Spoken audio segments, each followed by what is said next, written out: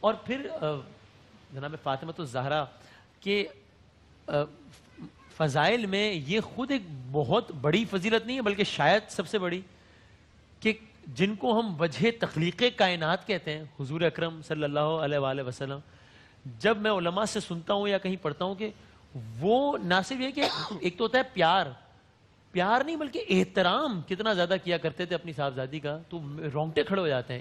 اس angle سے کچھ کہیے گا. جی بسم اللہ الرحمن الرحیم.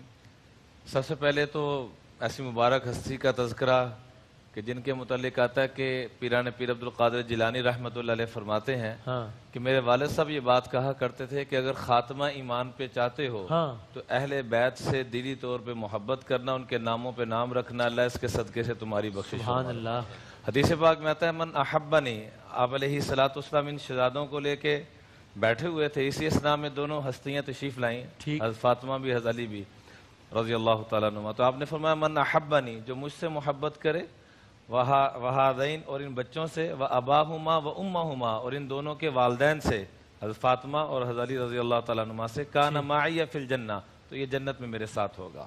اور رہا معاملہ کہ جو آپ فرما رہے ادب سرکار جو تعظیم کیا کرتے تھے، روایات میں آتا ہے کہ کلما کانت دخلت قام الیہا فاجلسها فی مجلسی، کہ جب بھی تشریف لاتی بی بی فاطمہ تو آپ علیہ السلام ان کے لیے کھڑے ہو جاتے اور اپنی جگہ پہ بٹھاتے اور ماتھے پہ بوسہ دیا کرتے.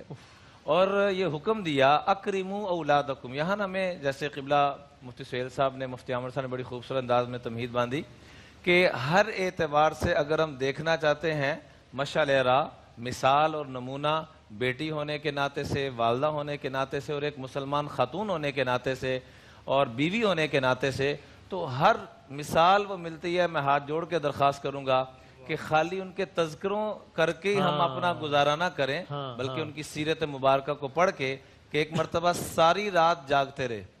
حضرت علی رضی اللہ تعالیٰ عنہ، حضرت فاطمہ بیمار تھی، ساری رات جاگتے رہے، اور صبح جب نماز کے لیے گئے، حضرت فاطمہ بیمار تھی، حضرت علی نماز کے لیے صبح جب گئے تو یہ بھی نماز کے لیے اٹھی، واپس آتے ہیں تو چکی پیس رہی ہیں. تو پوچھے یہ کیا کر رہی ہے؟ اب تو بیمار تھی. کا نماز پڑھ کے رب کی عبادت کر کے اللہ کا شکر ادا کیا، اور اب چکی پیس کے آپ کا شکر ادا کر رہی ہو.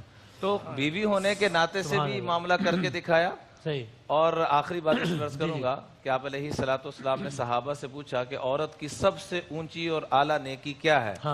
تو صحابہ نے مختلف جواب دیے، لیکن آپ علیہ الصلوۃ والسلام نے فرمایا نہیں، میری بات کا یہ جواب نہیں ہے. تو پھر حضرت فاطمہ نے جواب دیا کہ عورت کا سب سے اونچا عمل یہ ہے کہ اللہ یراہ الرجل و اللہ ترا، کہ وہ پردہ کرتے ہوئے کسی مرد کو نہ دیکھے اور اس کا چہرہ بھی کوئی مرد نہ دیکھ سکے.